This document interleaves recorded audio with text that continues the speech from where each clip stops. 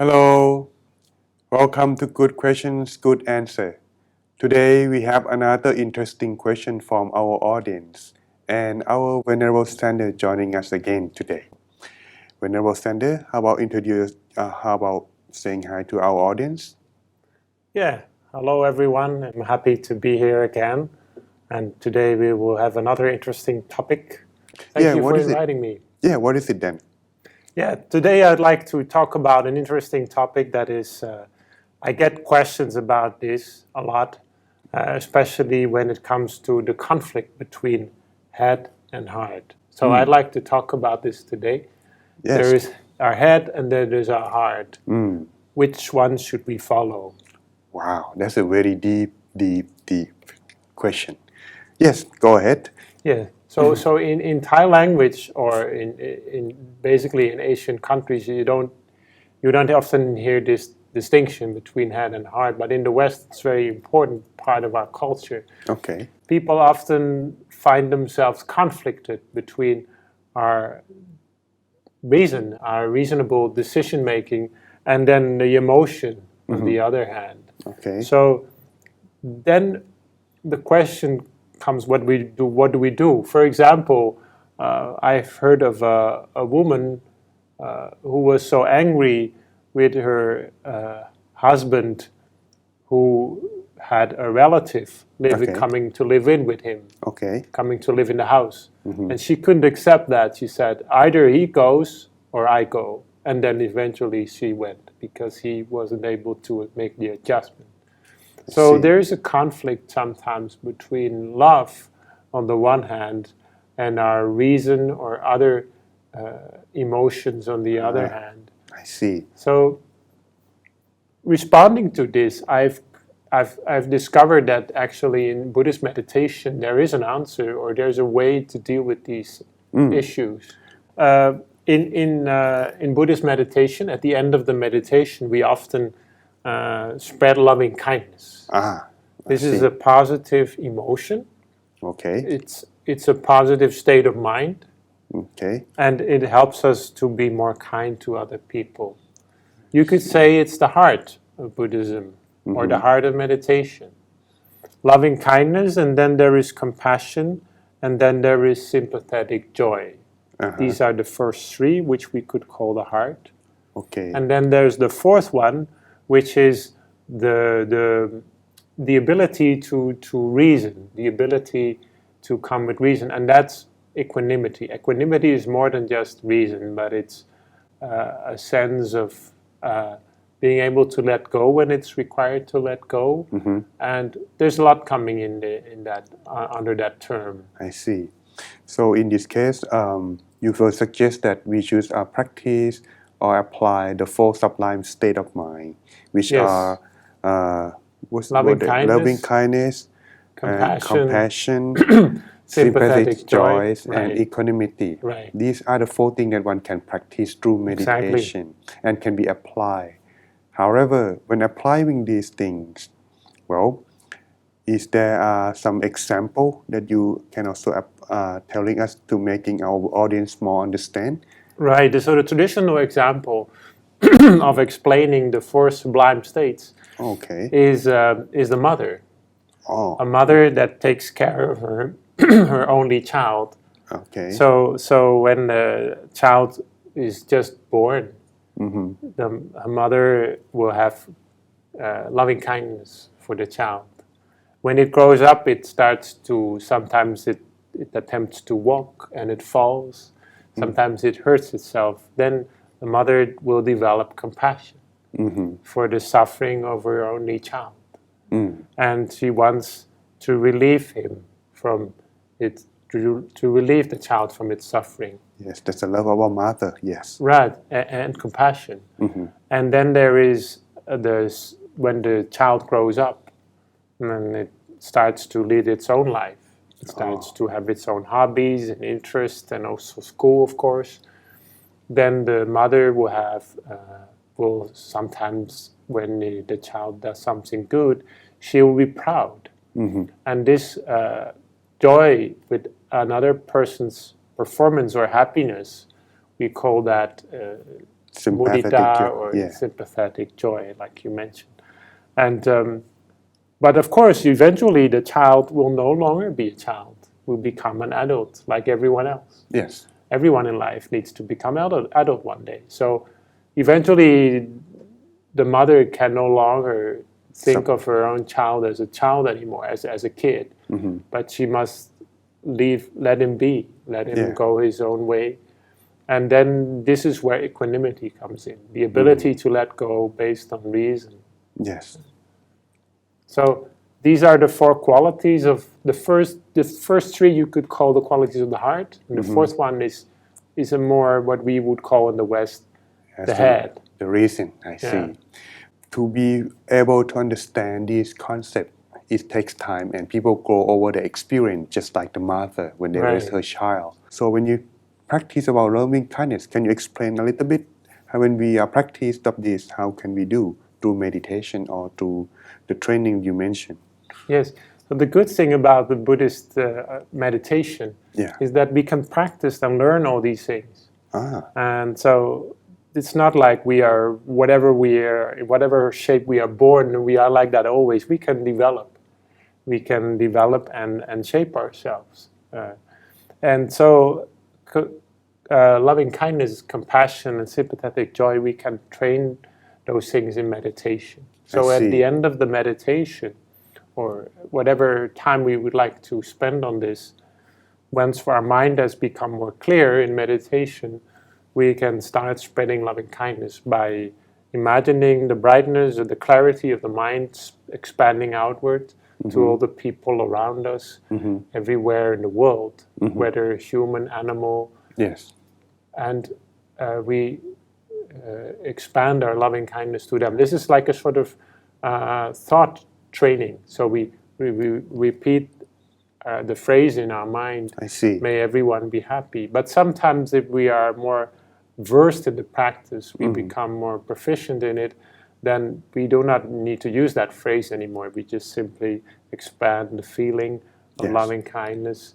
And we can do the same with compassion, when may everyone be free from suffering, may everyone, and you also can in that way develop sympathetic joy. Yes. Well, the thing about that is when we are spreading our love kindness, I got the feeling that we just have to be happy with ourselves first. So when we are practice meditation, we developing our loving kindness through our inner peace. And that's when we are sharing, spreading it, we share our compassion because we want everyone to be happy like ourselves. So when we are doing that, that is slowly developing. But still remain some question that's in my mind. How can we practice equanimity or reasoning? Because sometimes we have to make decision that. Right. So that's the difficult part. Yes. So when I gave you the example of the husband and wife that eventually had to separate because they were not able to unite emotion with some sort of agreement that they could make. So then we are talking about a lack of equanimity and wisdom. I see. So equanimity is basically many things. Well, first of all, it's an ability to be impartial in decision making. So when you are a leader to other people, when you are, for example, you have employees, or you have children to take care of, children of your own, or and so in that case, impartiality is important, not to favor anyone. That's one thing, and the other thing is we need to be able to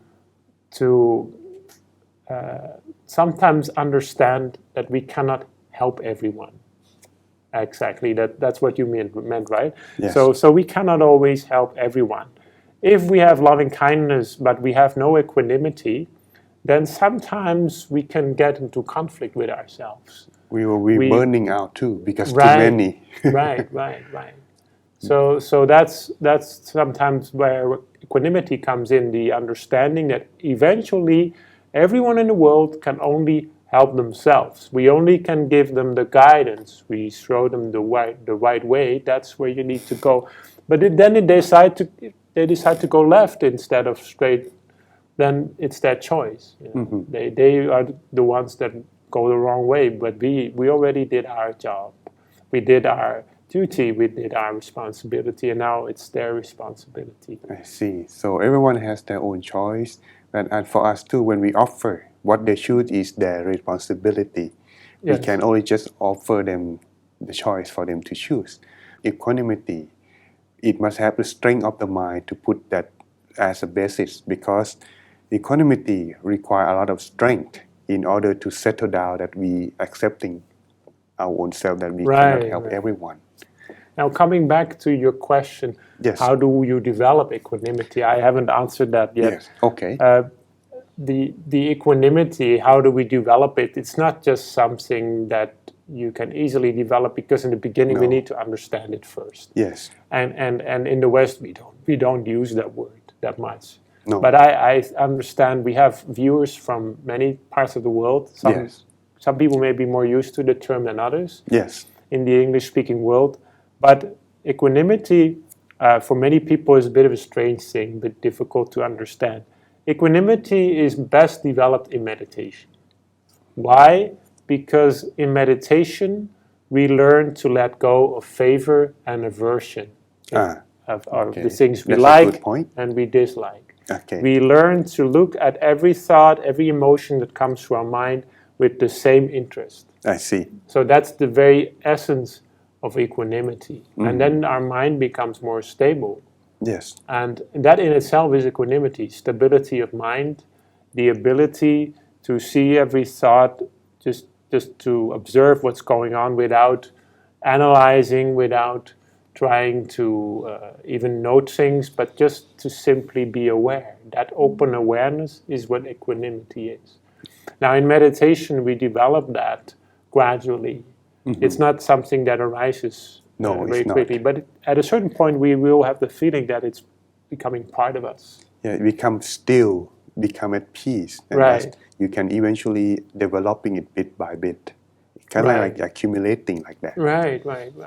It may, in the beginning, or once we develop it, it may feel like a sort of idleness of mind. Yes. Like you are not responding always to your thoughts and feelings. And in meditation, that's you always do that. You never respond to your feelings and thoughts. You just allow it all to be, to settle. And this is a feeling of idleness or not responding, not reacting. And then that is what equanimity eventually becomes equanimity. So even-mindedness or the stability of mind in meditation, we can gradually learn this. I've heard of people practicing meditation on a retreat with me who were not able to understand these words, so they wrote it down on their hand, equanimity, and they tried to think about it all day long. What is equanimity? But eventually we cannot solve this in a philosophical way. No, it's not equation or anything. It's just to learn by experience. Right. But it does help to reflect. Yes. And there is a way we can learn to reflect and, Yes. and then in that way develop equanimity. So gradually, bit by bit, but the fastest way you mean by practice of meditation regularly. Yes.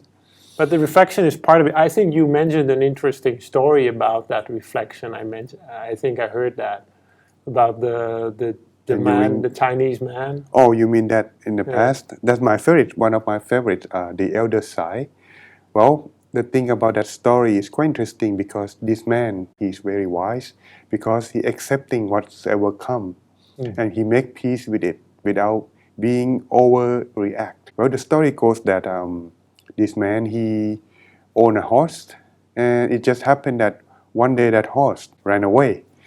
And then people come to comfort him, but the man said, just losing a horse, who knows what could happen? They just thought that he okay now, so they left.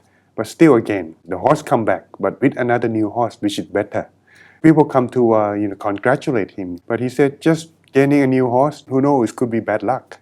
People were surprised by this answer. Not long after that, the horse, his son loved it very much and ride it every day. He fall down and he broke his leg. Eventually, people come to comfort him again. Just losing a leg, who knows, could be a good luck. But then, not long after that, about a year, the country where he lived going to war, and they enroll many young men to be in army. Right, like But it usually goes. So, right. but he was too old, and his son was handicapped. So in the end, Yes. he could not. So it was good anyway. Yeah. So in the end, he just survived. Right. So that's the Really. story, something that the man, over his experience, whatever come, he just make peace with it. This is also another example of equanimity. Right. Good can be bad, bad can be good. Yes. It could be a blessing in disguise. We Yes. don't know. Yes. Right. So that's therefore accept and be at peace with everything that comes. These are the answer for our questions, the head or the heart. Which one should we choose to make decision? So that's everyone. Before you gonna make practice of such thing, before you're gonna make decision, well, I'll make sure first of all practice of meditation that can help. Right. Try to find yourself time, like practice make meditation regularly. When you find inner peace, the choice will come, but it will not come into your thought, but eventually come to your intuition. Right. The intuition is the pure wisdom that arises when the mind becomes stand still. So everyone, hopefully you come join us in our Inner Peace Sunday and also Venerable Sander meditation program, which will be broadcasting regularly monthly. And see you again next time in our next question. Thank you very much. Don't forget Inner Peace Sunday too.